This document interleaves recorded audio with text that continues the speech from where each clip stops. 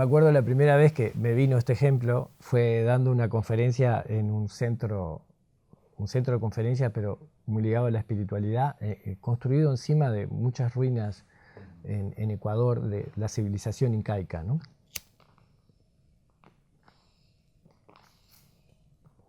Y me invitaron a dar una charla ahí, y no me acuerdo el tema, pero me acuerdo que empecé hablando de esto, ¿no? Si uno camina suficientemente tiempo hacia el norte, el siguiente paso que da es hacia el sur. O sea que caminar hacia el norte, al final, es caminar hacia el sur. Y lo mismo con el este y el oeste, ¿no? Y a la mente le cuesta mucho comprender esto porque la mente compartimenta las cosas y las separa. Entonces aparece como que el bien y el mal son opuestos, lo lindo y lo feo. Y en realidad, para que podamos percibir lo bueno, tiene que ser sobre un contraste. Entonces, para que exista lo bueno o la bondad, tiene que existir la maldad. Necesitamos los contrastes para poder percibir. Este aparato es el que nos hace percibir, ¿no? El aparato perceptivo y la mente que decodifica los datos, digo. Inevitablemente, este universo está hecho en polaridades, así como la ley del péndulo, ¿no? Esas leyes son inescapables. Todo lo que hago retorna. Pero, ¿cuál es el sentido de esta polaridad? La polaridad genera una tensión. Si nos imaginamos dos pelotas unidas por un elástico, cuando empujamos una para acá queriendo separarla, lo único que aumenta es la tensión entre ambos polos.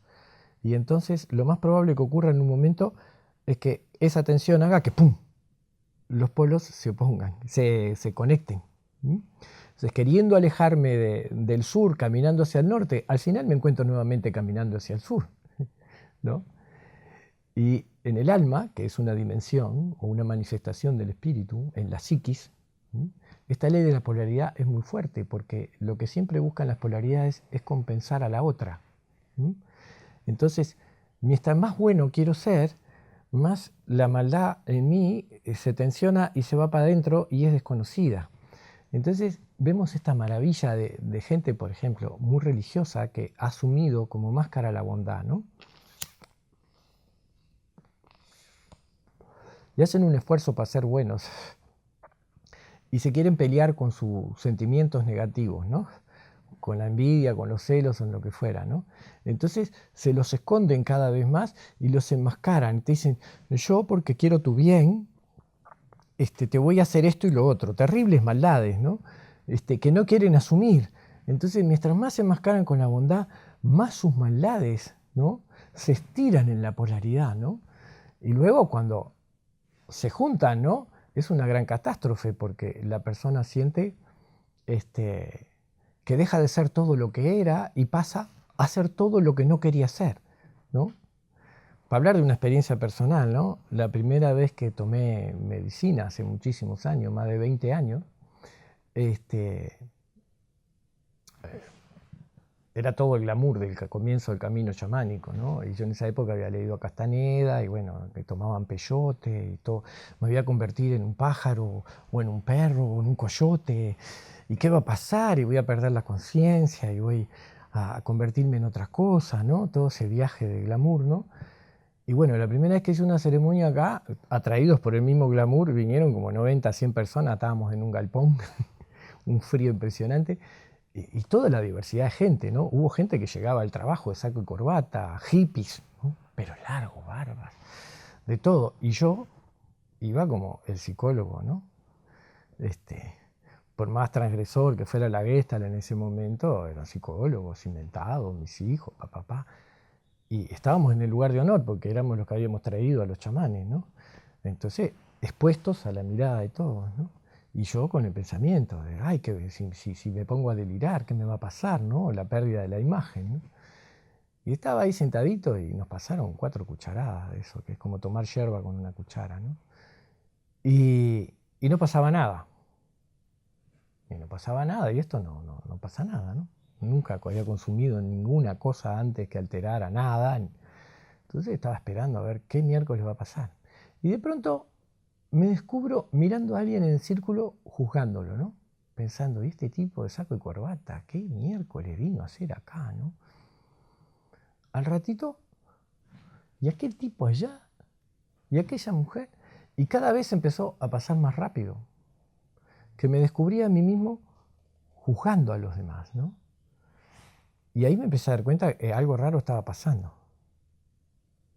Entonces empecé a querer controlarlo. No, yo soy bueno y no juzgo a la gente. ¿Qué es esto? Pero no lo podía controlar.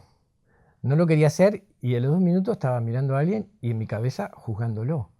Y cada vez era más intenso, más rápido y el malestar físico, ganas de aliviar, de vomitar, era más fuerte. Ahí me empecé a dar cuenta. Y cuando me empecé a dar cuenta que eso era lo que hacía todos los días sin darme cuenta, era muy sutil, que la medicina estaba ampliando mi juicio, me empecé a sentir de lo peor.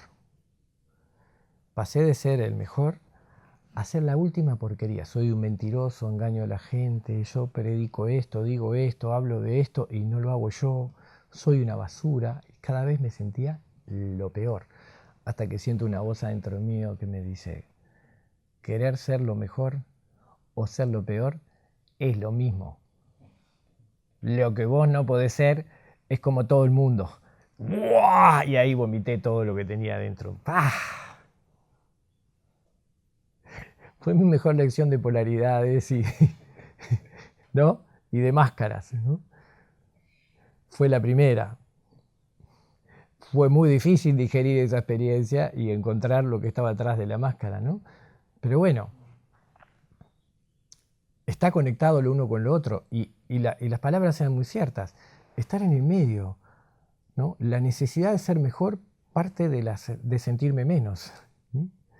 Entonces lo quiero compensar y el sentirme menos sigue ahí. Y cada vez es menos, es menos, es menos. O sea que cuando se junta no es menos, soy la última basura. Cuando uno va teniendo la experiencia central, se junta en la ecuanimidad. En ya no huir más de las oscuridades, sino reconocerlas. Reconocer las oscuridades como parte de la manifestación, pero no de lo que yo soy. Como esto de poder reconocer que el espíritu no tiene inconsciente, el inconsciente está en la mente y el espíritu selecciona qué parte de eso tiene que ser elaborado, ¿no? Pero la manifestación en la dualidad es parte de mi experiencia como manifestado, pero no como ser. El ser es siempre inocente y puro. ¿Se entiende? Entonces, está todo hecho de polaridades, hombre, mujer, femenino, masculino, en todo hay una polaridad. La belleza es que para que haya vida tiene que haber la energía que generan las polaridades. Y que todos, cuando hacemos una experiencia, nos movemos hacia un polo y luego inevitablemente nos movemos hacia otro. Y eso nos lleva a otra ley, la ley del péndulo, ¿no? Al final tenemos que aprender a quedarnos en el medio. Porque si no pasamos de una y vamos a la otra. El aprendizaje es la experiencia. Reconocer que aquí y luego tengo que volver acá. Y cuando te das cuenta de eso, empezás a tener otra conciencia de tus acciones. Que todo lo que pensás de los demás es lo que pensás de ti mismo, de que todo lo que le haces a los demás se vuelve sobre ti mismo. Es un péndulo. Y es una ley de principio divino que funciona sola, no es una voluntad divina en el sentido de que está permanentemente, funciona sola, por eso esto del karma, lo pagás en la misma vida, ¿no? Con infelicidad. Generás algo que después vuelve hacia ti. Solo que si no te das cuenta que eso es el resultado de lo que vos estás haciendo, estás preso de la ley. Por eso, para liberarse de las leyes que gobiernan el universo, hay que trascenderlas. Y trascenderlas no es romperlas, es reconocerlas. Y al reconocerlas ya no tienen poder sobre ti, por decirlo así. Pongo un ejemplo cotidiano. Cuando la gente tiene esas enfermedades crónicas y va al médico y hace todos los tratamientos y los masajes y esto y lo otro, no se cura, ¿no? Es porque la enfermedad no está en el plano del cuerpo.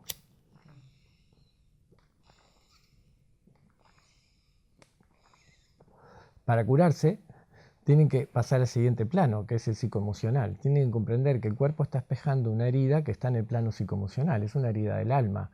y el cuerpo se encarga de expresarla y por ende de darnos el mensaje. Si yo no estoy atento, no puedo hacerlo.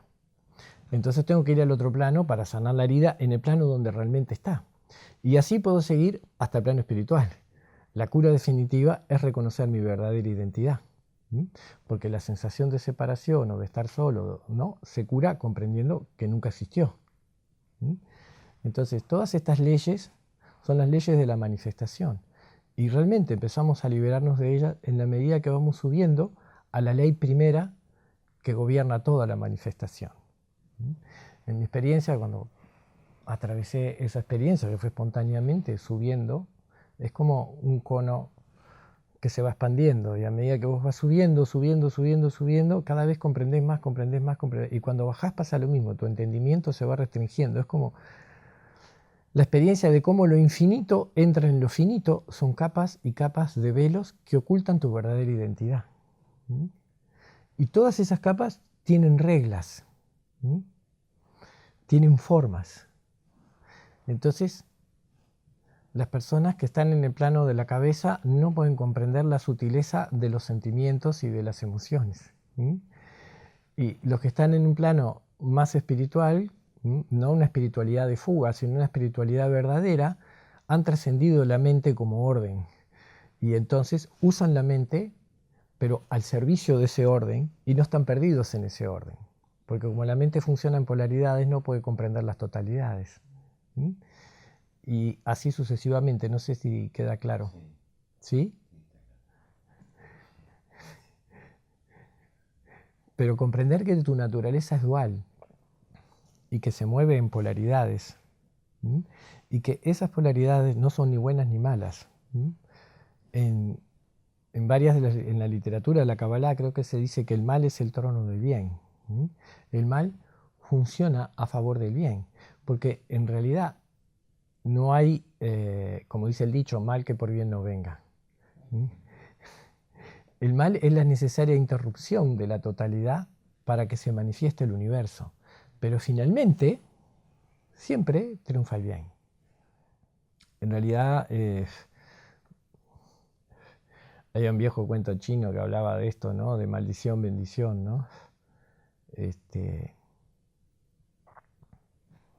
Es un cuento sencillo, tiene varias etapas, pero muestra esto de que en determinado momento el único bien que tenía este anciano era un caballo con el cual araba la tierra. Y un día el caballo se le escapó. Entonces todo el pueblo le fue a decir: qué maldición, anciano, perdiste tu único caballo, ahora cómo vas a hacer para cultivar la tierra. Y el anciano dice: bueno, maldición, bendición, quién sabe. A los 2 días vuelve el caballo con una con una caballada y se meten adentro y pasa a ser rico porque tiene muchos caballos. Viene todo el pueblo a decirle: qué bendición, ahora tenés un montón de caballos, qué tarro, qué suerte que tuviste. Y dice: bueno, maldición, bendición, no se sabe. Tenía un único hijo que era el que lo ayudaba en la labranza. Al otro día el hijo, queriendo domar uno de los caballos, se cae y se le rompe la pierna. Entonces todo el mundo le dice: anciano, ¿ahora cómo vas a hacer para cultivar la pierna? Tu único hijo se quebró la pierna, no podés hacer cultivos y todo. Y el anciano dice: bueno, maldición, bendición, no sé. Al otro día pasa el ejército chino reclutando a todos los jóvenes del pueblo para ir a la guerra. Al único que deja libre es al que se quebró la pata, ¿no? Maldición, bendición, quién sabe, ¿no? Entonces, en ese plano de las polaridades, el juzgar las cosas como malas o como buenas es una circunstancia en un momento, pero luego la historia continúa y devela su verdadero sentido. Y esto es lo más importante: el mal nunca puede triunfar. El mal no existe, igual que la oscuridad como entidad no existe. Cuando prendemos la luz, la oscuridad no tiene el poder de oponerse a la luz, sino que se rinde a la luz.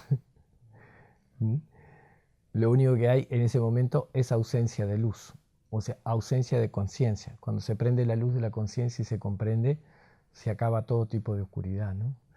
Y no hay forma de batallar con la oscuridad. Lo único que hay que hacer es prender la luz. Y ahí se resuelve todo.